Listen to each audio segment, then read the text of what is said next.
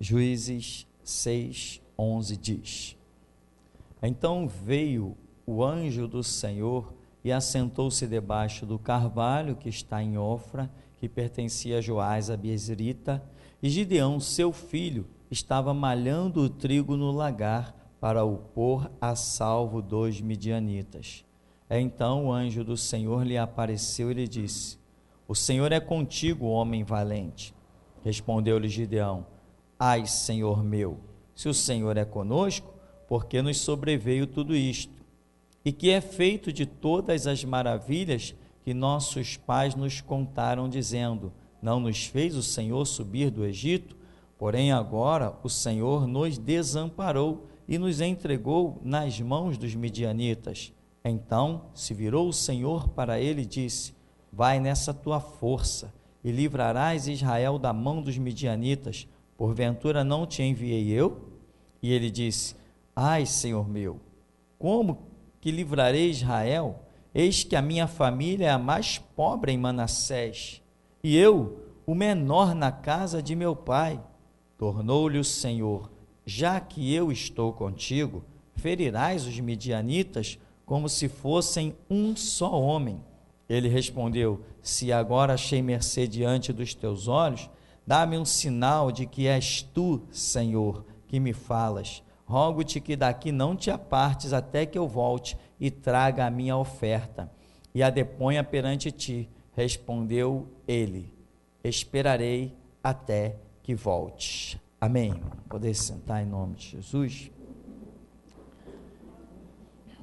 Eu sei que você já leu esse texto, graças a Deus. Tomara que já tenha lido umas 30, 40, 50 vezes. E nós temos um cenário aqui, um cenário de opressão. Logo no começo do capítulo, já vai descrevendo a opressão dos midianitas. Os midianitas eram um povo muito grande. Israel, nessa época, está completamente desprovido de tudo que você imaginar. Israel não tem armas, Israel não tem gente de guerra suficiente para combater os guerreiros midianitas. Israel não tem cavalo, Israel não tem camelo, Israel não tem nada. Israel está numa situação precária. A única coisa que Israel podia fazer nessa época é o que Gideão está fazendo: malhando trigo, colhendo trigo antes do tempo, porque se esperasse o tempo, os midianitas, sabendo o tempo da colheita, levaria toda a colheita de Israel. E em Israel o que sobraria eram crianças com fome, enfim, um caos. Então eles estão tirando o trigo antes do tempo, faz o que chama malhar o trigo, para esconder. Cavavam buracos, cisternas e escondiam dessa maneira para poder sustentar o povo. E Gideão está fazendo a única coisa que dentro das forças dele poderiam ser feitas. Irmão, e é assim que acontece um chamado de Deus. Quando Deus te olha e está vendo que naquilo mais inútil ou desprezível que você esteja realizando, você está fazendo o seu melhor. É assim que Deus chama um homem. Foi assim que Deus chamou Davi, porque Davi estava num trabalho, todos consideravam o trabalho desprezível, cuidar daquelas ovelhas. Todos os historiadores dizem que aquilo era desprezível, que cabia mais às mulheres, porque mulher era, para aquela época, quem não fazia nenhum trabalho importante, né? Era uma sociedade que tinha sua maneira de pensar, enfim. Mas quando Deus precisou de um rei, quem que ele achou?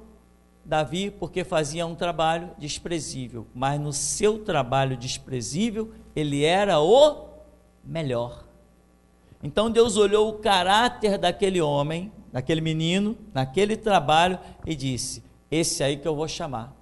E Deus entendeu, entre aspas, o entendeu de Deus, que aquele homem manteria o seu caráter até o tempo de ser o rei de toda a nação de Israel.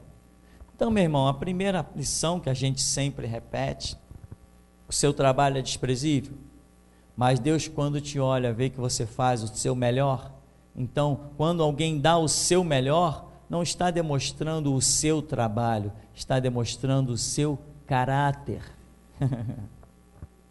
Quem foi que disse que Jesus está procurando os melhores trabalhadores? Jesus está procurando quem tem caráter. É o teu caráter, a tua personalidade, a sua índole que leva você a realizar um trabalho com empenho ou não. Tem pessoas que trabalham por dinheiro e tem outros que trabalham por prazer. Algumas pessoas dizem assim: mas você tem condições de ganhar muito mais. Aqui, ó, passa a fazer esse outro trabalho e você vai ganhar 50 vezes mais do que o que você ganha. Aí a pessoa diz assim: não, mas eu tenho prazer em fazer isso aqui. Mas você ganha tão pouco, mas é o meu prazer. E o que a pessoa faz é uma perfeição.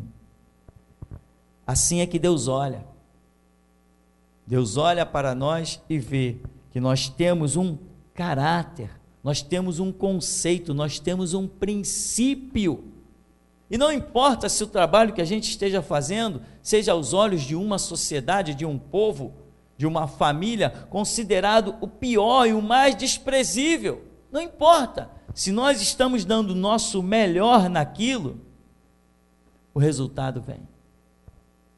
Uma vez eu conheci o caso de uma igreja que tentou se instalar aqui no morro, chamada Nova Vida, e tinha uma pessoa que fazia um trabalho de faxina de graça na igreja. Era um salão grande e o pastor da igreja quis pagar a essa pessoa. E a pessoa dizia assim: não, mas eu tenho que pagar. Não, eu não quero que me pague. E a pessoa, quando o pastor chegava na igreja, que aquela pessoa dava a faxina, o pastor ficava que nem uma criança boba, olhando para as coisas, aquele brilho do chão, e ficava bobo naquilo, e ele ficava perdido dentro do salão, olhando, andando de um lado para o outro, e dizia: como é que você consegue deixar esse chão velho brilhando desse jeito? E essa pessoa não queria receber, e não recebia nem um centavo. Você entende o que é um conceito, um princípio, um caráter, um fazer porque quer fazer? Como dizem por aí todos os grandes acadêmicos, não existe trabalho melhor do que o trabalho voluntário.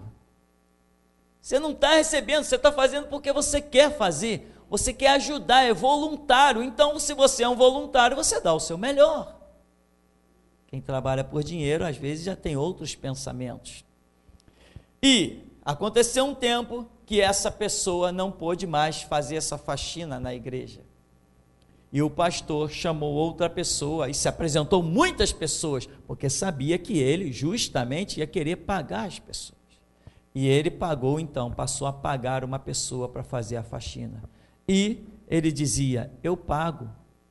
Mas mesmo pagando, eu não vejo o resultado daquela pessoa que fazia de graça. Parece que nem foi passada uma vassoura nesse lugar. Ele não sentia nenhuma alegria, ele olhava aquilo e não via nenhum brilho. Então, Deus não escolhe as pessoas, meu irmão, porque elas são melhores ou piores. Deus escolhe as pessoas pelo aquilo que elas apresentam na hora de uma necessidade. Lá vem o gigante descendo o vale. O exército de Israel, a Bíblia diz que fugia dele. Mas Davi diz o quê? Não, eu vou contra ele. O que Deus estava procurando? Não era alguém que fosse contra o gigante? O ir contra o gigante não revela uma postura de Davi? Ele não disse assim: o Senhor Deus me livrou das garras do leão e das garras do urso, ele também me livrará deste incircunciso filisteu? Quem é ele para afrontar os exércitos de Davi, o exército do Senhor? Veja que o que está fluindo de dentro de Davi revela uma firmeza de caráter, fé, confiança. É isso que Deus procura em nós. Eu não posso hoje ser de um jeito e amanhã ser de outro. Se hoje eu digo: Senhor, eu quero aprender, porque ninguém vem sabendo isso, eu quero aprender a ir até a morte contigo. Todo dia, quando eu me levantar, a minha primeira oração, antes que eu pise no chão, tem que ser: Senhor, que hoje seja mais um dia de aprendizado, em que eu aprenda a ir contigo até a morte. Isso é constante, é o dia todo, é aprendendo, é desejando. Isso que vai revelando que o seu caráter está sempre firme e constante. Tem pessoas que mudam com muita facilidade, principalmente quando apresenta-se uma proposta financeira. Grandes amigos eu tive, mas até o momento em que eles viram dinheiro em jogo.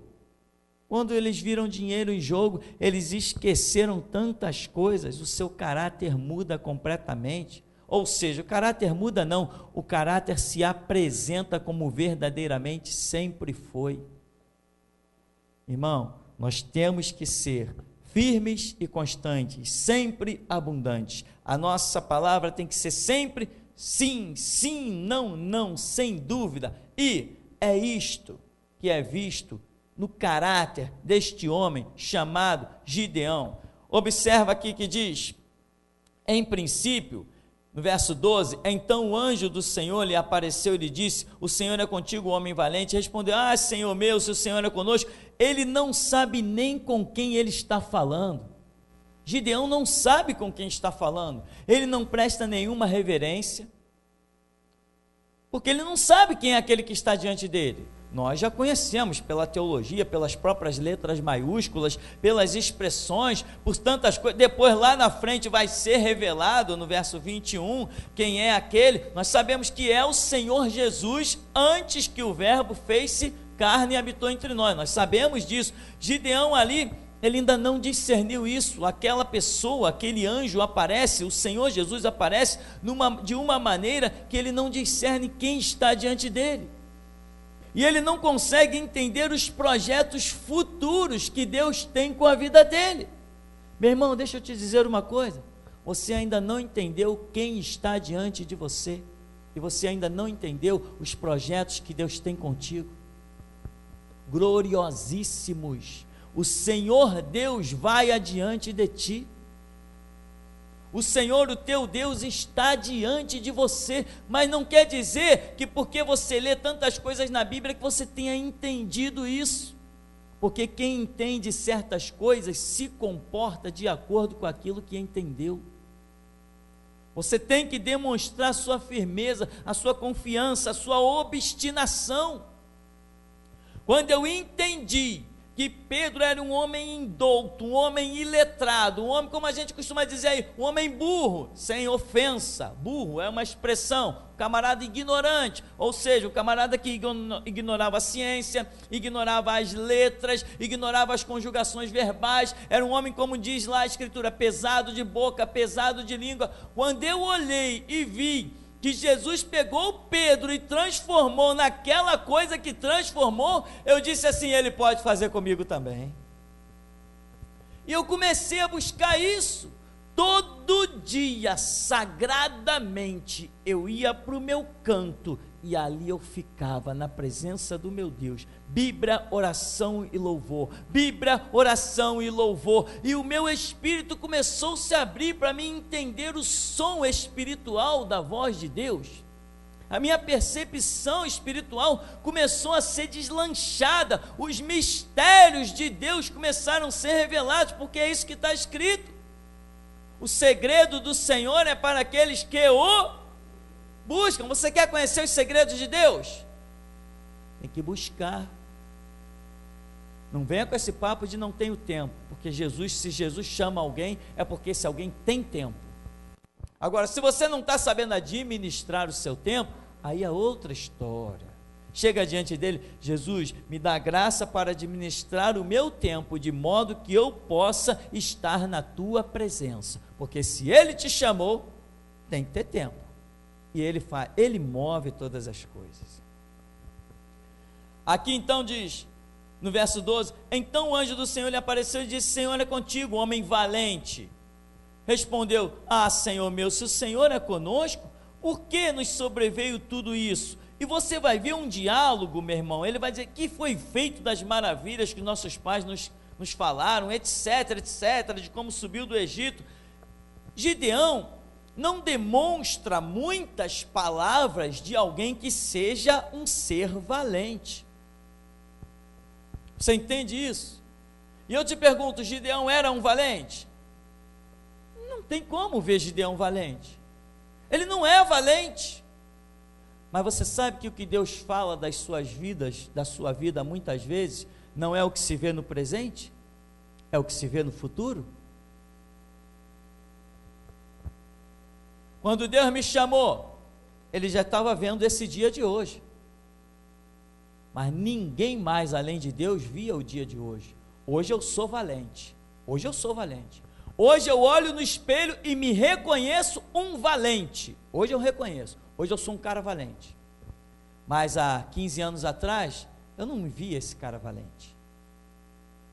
Quando Deus me chamou para a obra que Ele tem a realizar hoje, quando Ele me chamou há 15 anos atrás, para a obra que Ele realiza hoje, eu não via nada daquilo, nem ninguém via nada daquilo. Gideão aqui está sendo chamado de valente, porque Deus está olhando e está dizendo assim: eu vou dar do meu espírito para esse cara, eu vou me manifestar a ele, daqui a pouquinho ele vai lá fazer um preparado de um cabrito para mim, ele vai jogar isso sobre a rocha que eu vou ordenar, ele vai me obedecer, ele vai começar a discernir as coisas, eu vou mandar ele se afastar, eu vou sacar do meu cajado, ele vai levar um susto, eu vou tocar na rocha, a rocha vai incendiar, vai consumir o holocausto. Esse cara é um homem valente. Deus, quando olha para você, meu irmão, não está vendo o seu presente. Ele, além do seu presente, Ele está vendo o seu futuro. Vinde após mim, eu vos farei pesca, eu vos farei. No futuro vocês serão pescadores de homens. Atente então, meu irmão, porque você é hoje, não é o que Deus planejou para a sua vida. Você precisa descobrir o que Deus tem para a sua vida. Como nós imaginaríamos que Deus nos daria palavras que incomodaria tanto a ponto de nós irmos parar numa cadeia em pleno Estado democrático? Que absurdo! Tem que incomodar demais. Como nós imaginaríamos que Deus nos concederia uma obra, um CD, que, meu irmão, só depois que Deus começar a mostrar o resultado dessa obra é que você vai entender o peso desta espada. Como imaginaríamos isso? Que um dia íamos estar servindo a Jesus Cristo e Ele nos capacitaria a entender e realizar tantas coisas que temos realizado. Então, meu irmão, acorda, sai do comodismo, desperta, ressuscita dentre os mortos, aquele que em ti começou a boa obra, vai aperfeiçoar.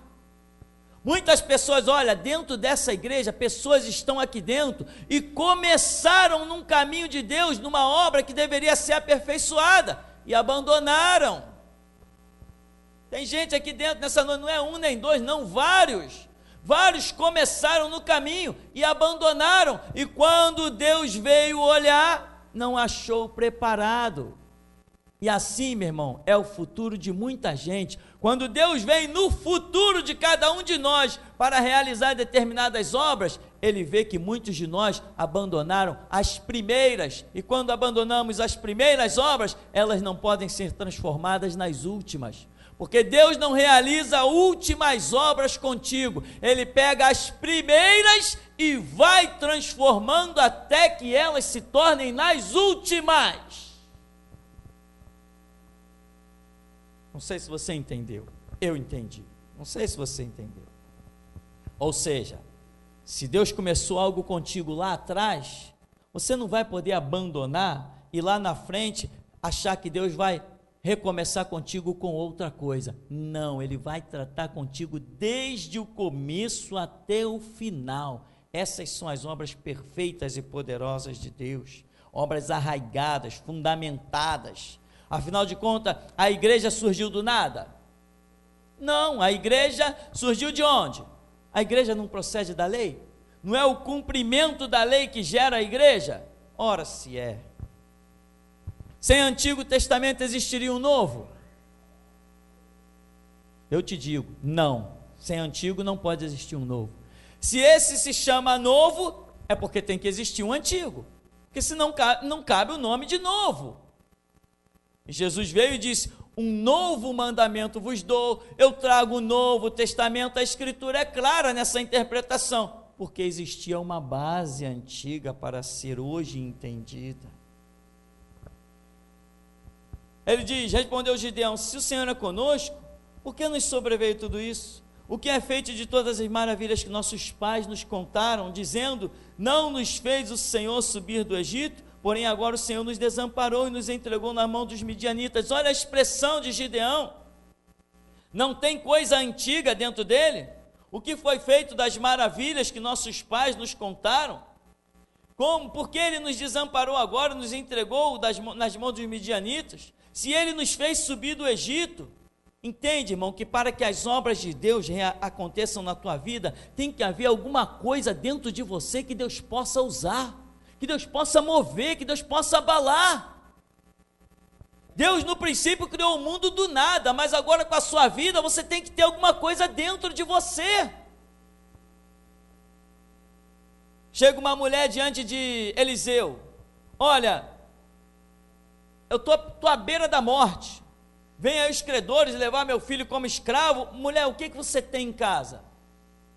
A tua serva não tem nada. Nada? Não, nada a não ser uma pequena porção de azeite e uma pequena porção de farinha. Não foi isso? Ela não tinha alguma coisa? Você tem alguma coisa dentro de você. Só que às vezes, assim como aquela viúva não podia imaginar que o milagre de Deus viria para transformar aquele pouco de azeite, para transformar farinhas lá com Elias, com Eliseu, as histórias que confundem a nossa cabeça com um e com o outro, ela não podia imaginar que aquilo que ela tinha era o bastante para fazer algo tão notório que 2, 3 mil anos depois nós estaremos lembrando. Que Deus ia usar aquela história dela para edificar milhões de vidas no mundo, e muita gente já ganhou o carimbo do Espírito, seu passaporte para a eternidade, só por causa daquela história. Você tem algo dentro de você, meu irmão, só que você não despertou para o valor disso muitas vezes. Você não despertou para o valor disso muitas vezes. Eu despertei. Uma vez eu estava no meu canto e eu disse assim: caramba, como é que pode uma loucura dessa? O Filho de Deus morreu na cruz por mim. Eu não quero saber se ele morreu pela humanidade, eu estou falando de mim. O Filho de Deus morreu na cruz por mim. Espera aí, isso significa que ele está vendo em mim um valor que eu mesmo não vejo. Deus viu em mim, Deus viu em você um valor que você mesmo não vê. Eu falei: eu jamais conceberia a história de que alguém morresse por mim. Eu jamais conceberia a história de que o Filho de Deus morresse numa cruz, passasse tudo aquilo por mim. Eu falei: epa, peraí, eu tenho algum valor que eu mesmo ainda não entendi. Você é capaz de compreender isso? Se você é capaz de compreender isso, então você tem que valorizar mais a sua vida, o seu dia a dia, a sua caminhada com Deus, a Bíblia, o sangue de Cristo, o seu sacrifício, as obras que Ele tem a realizar na sua vida. Desvia os teus olhos do ouro, da prata, do dinheiro desse mundo, meu irmão, e fita os teus olhos na grandeza da glória de Deus. Passa a ser um louco, entendendo que não só de pão viverá o homem, mas de toda palavra que procede da boca de Deus. As aves que não semeiam, nem cegam, nem ajuntam em celeiros, o nosso Pai Celestial os alimenta. E Jesus falou assim: honestos, vocês não valem muito mais que as aves. Se Deus sustenta as aves, se Deus sustenta a erva do campo que hoje existe e amanhã é lançada na fornalha, o que Ele fará de vocês? E eu fui despertando, eu falei assim: caramba, eu tenho muito valor para Deus. E quando eu entendi que eu tinha valor para Deus, um valor que eu mesmo jamais poderia compreender se não fosse a graça e a ação do Espírito Santo, quando eu entendi aquilo, eu falei assim: então Jesus me criou para um projeto. Não tem diabo que vai parar a minha caminhada, não tem demônio que me deterá, nenhuma força do mal vai me resistir. E nessa época, quando a minha mente se abriu, existia até uma música que dizia assim: se Deus é por nós, quem será contra nós? Se Deus é por nós, quem será contra nós? Posso todas as coisas naquele que me fortalece. Jesus me fortalece, posso todas as coisas. Naquele mover do Espírito, meu irmão, eu comecei a cantar isso.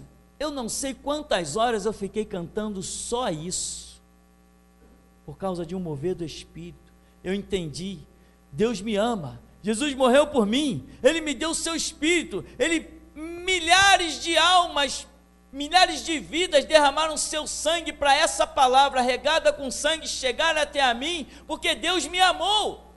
Deus usou pessoas para morrerem pelo Evangelho, morrer nas arenas, crianças devoradas pelos leões, homens de valor, homens valentes morreram para Deus poder preservar essa palavra e ela chegar até a mim. Então, se Deus fez isso, é porque eu tenho um valor muito especial para Deus. Eu me levantei e disse: ninguém mais vai me resistir. Ninguém mais vai me resistir. De hoje e naquele dia eu disse: Senhor Jesus, de hoje em diante, a minha fronte somente se curvará diante dos teus pés. Eu não curvarei a minha cabeça mais para homem algum. Eu não respeitarei mais um homem de terno, nem de farda, nem de arma, seja ele polícia, milícia ou traficante. Polícia, milícia ou traficante, eu sou o teu servo, sirvo só a ti. Todo o meu ser, toda a minha expressão é tua, a minha mente é tua, as minhas mãos são tuas, os meus lábios são teus. Todo fôlego de vida que há em mim é teu, e eu não me curvarei jamais, não me calarei jamais diante de mais ninguém. Sabe por que essas coisas acontecem, irmão? Por causa de um entendimento. Quando o anjo do Senhor se manifesta, vou traduzir, quando Jesus, o Cristo, se manifesta a Gideão, ele não está entendendo nada. Aí daqui a pouco vem o Senhor e diz assim, no verso 15, no verso 14, então se virou o Senhor para ele, aí já está dizendo até o Senhor, então se virou o Senhor para ele e disse: vai nessa tua força e livra Israel da mão dos midianitas, porventura não te enviei eu?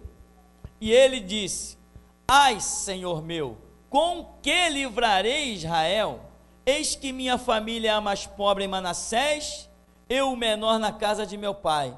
Tornou-lhe o Senhor: já que eu estou contigo, tu ferirás os midianitas, como se fossem um só homem. Irmão, qual o seu conceito de que Deus está contigo? O quanto esta frase é forte na tua vida? O quanto você realmente concebe desta frase dentro de você? Se um maluco, um palhaço chegar com um revólver na tua cara e disser assim: hoje tu vai morrer, o que você vai fazer? Se você tem a concepção de que Deus é contigo, você vai dizer assim para ele: negativo, você está enganado, porque o Deus que eu sirvo não disse que hoje eu vou morrer. Concepção, convicção, entendimento que domina o teu ser, não é o que alguém te falou, é o que você sabe, não é o que penetrou de fora para dentro de você, é o que vem de dentro para fora. Não é voz humana que vibra tímpano, é testificação do Espírito Santo com o nosso espírito. Meu irmão, você precisa dessa força, desse entendimento, dessa concepção, que as pessoas vão olhar para você andando na rua e vai ver uma pessoa comum andando na rua, mas quando todo o mover espiritual, toda a força do diabo olhar para você, eles não vão ver a mesma coisa que os homens veem. E tem mais ainda, quando os homens se levantarem contra ti, eles saberão que não podem destruir um templo do Espírito Santo. Deus está nos dando armas, irmão. Deus está nos chamando para a guerra. E eu já falei nesse ministério várias vezes, eu vou transtornar o mundo. Não é só o Brasil. Eu vou transtornar o mundo. O mundo será transtornado por este nome chamado Geração Jesus Cristo. Faça parte dele, meu irmão. Faça parte dele. Mas não esqueça que Geração Jesus Cristo não é uma parede, não é um banco, não é você sentar no meio de uma congregação. Geração Jesus Cristo é convicção de que quer seja pela vida ou seja pela morte, Cristo Jesus tem que ser glorificado. Isto é Geração Jesus Cristo. Gideão aqui, no verso 15, e ele lhe disse, Senhor meu, com que livrarei Israel?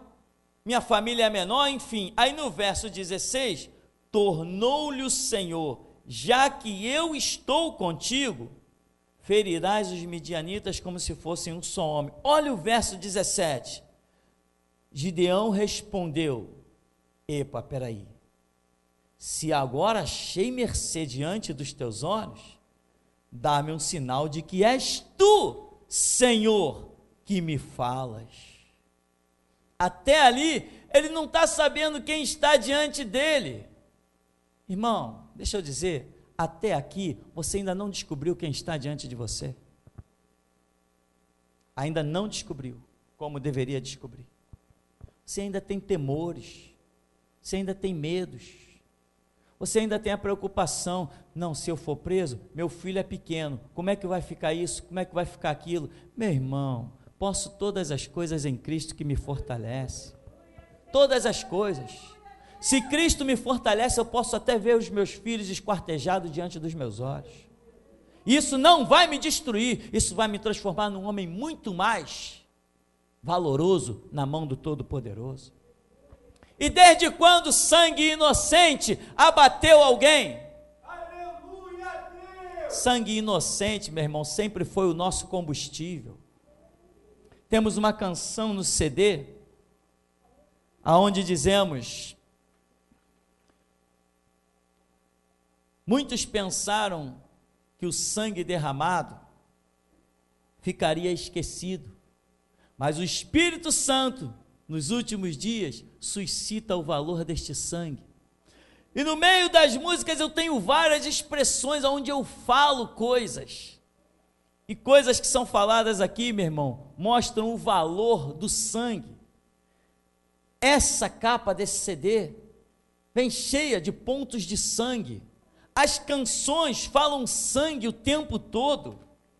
Nós temos aqui nomes de canções tipo, conta com o nosso sangue, poderoso Deus. Tipo, sangue precioso, o sangue da revolução, debaixo do altar, e coisas que as frases das músicas são sempre impregnadas da palavra sangue. E muitos acharam, eu tenho uma música que eu começo dizendo assim, o líder desta causa a inaugurou com o próprio sangue, e loucos pensam que a deterão, lançando mais sangue na fogueira.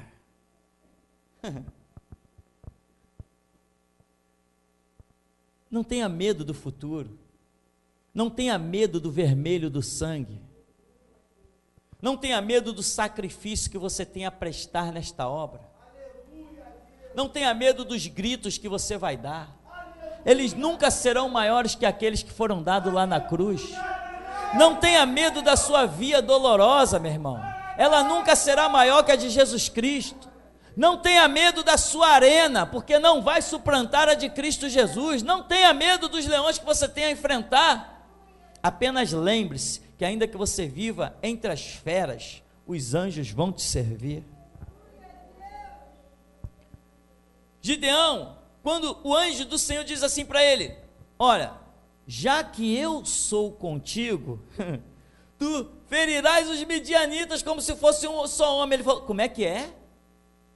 Já que tu és comigo? Ele falou: epa, estou pisando na bola. Esse camarada que está falando comigo não é qualquer um. Espera aí. Então me dá um sinal.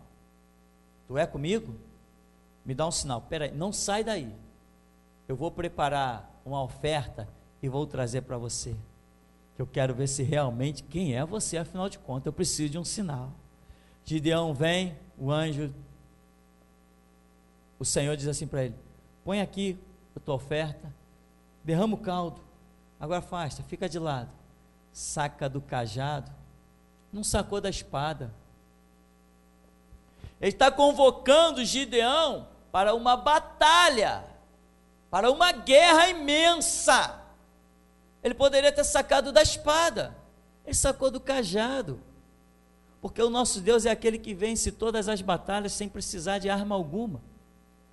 Ele saca do cajado e toca na pedra, e da pedra sai um fogo e consome o holocausto. Gideão cai com o rosto em terra: vou morrer, eu vi Deus face a face. Aí o Senhor diz assim: não temas, tu não morrerás. Aí Gideão diz assim, no verso 24: então Gideão edificou um altar ao Senhor, e ele chamou: o Senhor é paz. O Senhor é paz, mas está chamando ele para guerra. O Senhor é paz. O altar de Gideão estava escrito: o Senhor é paz. Sempre que se olhasse para aquele altar escrito: o Senhor é paz, lembraria que o Senhor fez as espadas dos midianitas voltarem uma contra os outros, e milhares, mais de 30.000 homens se mataram e depois foram mortos ainda pelo restante das tribos de Israel. Mas o Senhor é paz, não para os seus adversários. O Senhor é paz para os seus filhos, para mim e para você. Irmão, você tem que banir os medos da sua vida. E eu sempre disse aqui: só tem medo aquele que ainda não conhece Deus como deveria conhecer. Só assim. Só assim. Imagina você guardado dentro de uma armadura aonde balas não penetram, espadas não penetram, as maiores coisas não poderiam bater contra a tua armadura e te derrubar, te abalar, te fazer tremer. Você temeria o quê? Se jogassem uma bomba atômica do seu lado ou na cabeça da sua armadura, não ia te ferir em nada. Se você tivesse plena consciência dessas coisas, que poderiam jogar uma bomba em cima da cabeça da tua armadura, você não ia sofrer um abalo, nenhum arranhão. Você ia ter medo de alguma coisa? Pois eu quero te dizer que o Deus que nós servimos é muito superior a esta armadura. Ele diz: 1.000 vão cair ao teu lado, 10.000 à tua direita, mas tu não serás atingido. Com os teus olhos tu olharás e verás a recompensa dos ímpios. Gideão, ele custa entender. Depois ele vai, pede mais sinais, e um monte de coisa vai acontecer, e ele vai começando a tomar coragem aos poucos. Primeiro ele vai lá fazer um teste da sua força, derruba o altar lá de Baal. Aí ele começa a fazer pequenas coisas, e ele vai vendo como a mão de Deus o vai cercando e guardando. Daqui a pouco ele sai no arraial e diz assim: olha, o Senhor me apareceu, quem quer vir comigo para livrar dos midianitas? E ele convoca um exército de milhares de pessoas. Pelo menos ele tomou coragem para convocar o exército. Mas aí Deus vai e prova Gideão. Gideão, tem gente demais aí. e Deus daqueles milhares, parece 32 mil, se não me falha a memória, reduz para apenas 300 pessoas, e Gideão está apavorado. Caramba, 300 pessoas, como que eu vou vencer? Como que você vai vencer, meu irmão? Eu vou te dizer uma coisa, meu irmão, enquanto você está pensando em como vai vencer, Deus já está mostrando para os teus adversários que eles já perderam. Capítulo 7, verso 9. Sucedeu que naquela mesma noite o Senhor lhe disse: levanta-te e desce contra o arraial, porque eu o entreguei nas tuas mãos. Se ainda temes atacar, desce tu com teu moço, pura ao arraial, e ouvirás o que dizem. Depois, fortalecidas as tuas mãos, descerás contra o arraial. Então desceu ele com seu moço pura até a vanguarda do arraial. Os midianitas, os amalequitas e todos os povos do Oriente cobriam o vale como gafanhotos em multidão, e eram os seus camelos em multidão inumerável como a areia que há na praia do mar. Chegando, pois, Gideão, eis que certo homem estava contando um sonho a seu companheiro e disse: tive um sonho, eis que um pão de cevada rodava contra o arraial dos midianitas e deu de encontro à tenda do comandante, de maneira que esta tenda caiu e se virou de cima para baixo e ficou assim estendida. Respondeu-lhe o companheiro e disse: não é isto outra coisa, senão a espada de Gideão, filho de Joás, homem israelita. Nas mãos dele entregou Deus os midianitas e todo este arraial. Será que, meu irmão, você ainda é criança que precisa ouvir a derrota dos teus adversários pelos próprios lábios deles? A Bíblia já não te chama mais que vencedor? Quem é mais que vencedor não vai conhecer derrota. Mesmo que tu ouça os teus adversários dizendo: eu tive um sonho que eu conquistava fulano, que eu derrotava cicrano, o sonho do diabo, meu irmão, não prevalece. O que prevalece são os sonhos de Deus. Desperta, irmão, confia em Deus, para de viver mesmice. Não trate Deus como alguém que está sentado num trono lá no céu. O meu Deus não é esse perdido lá no céu, escondido atrás das nuvens. Não é esse que eu sirvo. O Deus que eu sirvo é o que também me serve. Ele disse: tu cuida do que é meu e eu cuido do que é teu. É o pacto que ele fez comigo pessoalmente. Ele me disse: tu cuida do que é meu e eu cuido do que é teu. Eu sirvo a ele e ele me serve. Eu sou assim com Jesus. E é assim que você tem que ser, meu irmão. Não trate Deus como alguém distante. Quando o mal vier, quando a enfermidade vier assolar, quando as malignas dispensações das sociedades humanas sobrevierem, quando a fome ameaçar, quando o perigo ameaçar, fala com teu amigo que anda contigo dia e noite. E aí, meu amigo, essas coisas aí, sabe o que ele vai te dizer? Ah, não esquenta com isso não, isso é para o mundo. A minha igreja é abrigada debaixo das minhas asas. E contra a tenda de Israel não vale encantamento. Contra Jacó não vale encantamento. Contra Israel não vale encantamento. De que vale os muitos adversários? De que vale a multidão dos exércitos inimigos? De que vale a multidão de suas armas e o seu poderio bélico? De que vale tudo isso, se eles ousarem se levantar contra a igreja do Deus vivo? De que vale tudo isso? Não vale de nada, irmão. E eu quero, irmão, que você vá para o teu canto. Eu quero que você vá para o teu quarto. Deixa eu te dizer uma coisa, meu irmão. Esse culto não é para eu pedir o teu dinheiro. Esse culto não é para eu te pedir a tua casa. Aqui na frente não tem um caixote de oferta para você botar a chave do teu carro. Eu não estou trabalhando pelos seus bens materiais ou pelos meus.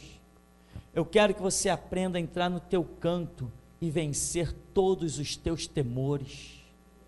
como hoje eu sou este homem, que estou conseguindo, não sei se vai haver alguma coisa que um dia ainda eu diga, epa, preciso vencer isso, mas hoje eu sou um homem que diante das coisas que tem passado diante dos meus olhos, eu não tenho temor a mais nada. Amanhã eu vou morrer, que morra, sou do Senhor. Vou viver, que viva, sou do Senhor. Quer eu viva, quer eu morra, o meu coração pertence a Deus e acabou a história. Vou passar fome amanhã, que eu passe. Vou ficar com sede, que eu fique. Vou morar debaixo de um viaduto, que eu more. Mas aonde quer que eu vá, sou do Senhor, eu não mudo aqui dentro. Posso mudar por fora, posso ser coberto de chagas como foi Jó. Deus pode permitir até o diabo de me ferir, no corpo e na alma, mas o meu espírito pertence a Cristo Jesus. Vença os seus temores, meu irmão. Não te entrega a nada. Não tenha medo do amanhã. Não tenha medo do amanhã. Se a igreja não puder te socorrer nas tuas necessidades, o teu Deus te socorrerá. O teu Deus te socorrerá, meu irmão. Mas você tem que entender que Ele é real, Ele é vivo. Não trate Deus como alguém despreocupado, sentado lá num trono. Isso não é a realidade. Se Deus fosse alguém despreocupado, sentado lá num trono, nós não teríamos o projeto do Evangelho, em que Cristo Jesus é o Cordeiro de Deus que tira o pecado do mundo. Desperta, irmão. Se você não entendeu o seu valor, procure pelo menos ver o que Jesus Cristo fez por você, e você vai entender que você tem um valor, e é um valor que você realmente não entendeu que você tem. Então, viva pelo valor que Deus entendeu a teu respeito, mesmo se você mesmo não entendeu a teu respeito. Então, para nós concluirmos, meu irmão, sobre esse Gideão, chamado como libertador de Israel, no tempo em que os midianitas estão tomando o arraial como se fossem gafanhotos sobre a terra. Mas que diferença faz se é o Senhor que peleja por nós? A Escritura não diz ainda que um exército se acampe contra mim, não temerei mal algum? Eliseu não disse para Geazi, maiores são os que estão conosco do que os que estão com eles? Então veja, chegando pois Gideão, no verso 13, eis que certo homem estava contando um sonho ao seu companheiro e disse, tive um sonho, eis que um pão de cevada rodava contra o arraial dos midianitas e deu ao encontro a tenda do comandante, de maneira que esta caiu e se virou de cima para baixo e ficou assim estendida. Respondeu o companheiro, não é isto outra coisa, senão a espada de Gideão, filho de Joás, homem israelita. Nas mãos dele entregou Deus os midianitas e todo este arraial. Esse sonho deve ter rodado aquele arraial. Enquanto você está olhando para a multidão dos teus adversários, achando que vai ser difícil encontrá-los, eles já entregaram os pontos, meu irmão. Eles só estão esperando realmente a hora de correr. O que Gideão fez? Com 300 homens, colocou 300 chifres, 300 buzinas para tocar, e pegou 300 vasos de barro, tocou as trombetas, as buzinas, quebrou os vasos de barro, e só o som das trombetas, das buzinas, com o som dos vasos de barro quebrado, os midianitas saíram loucos em disparada. Tão loucos eles ficaram, que a espada de um se voltou contra o outro. E o que diz a Escritura? Nesta peleja não tereis que pelejar, mas está de pé. Você tem que estar de pé. E vede o livramento que dará o Senhor vosso Deus. Amém. Até aqui nos ajudou o Senhor.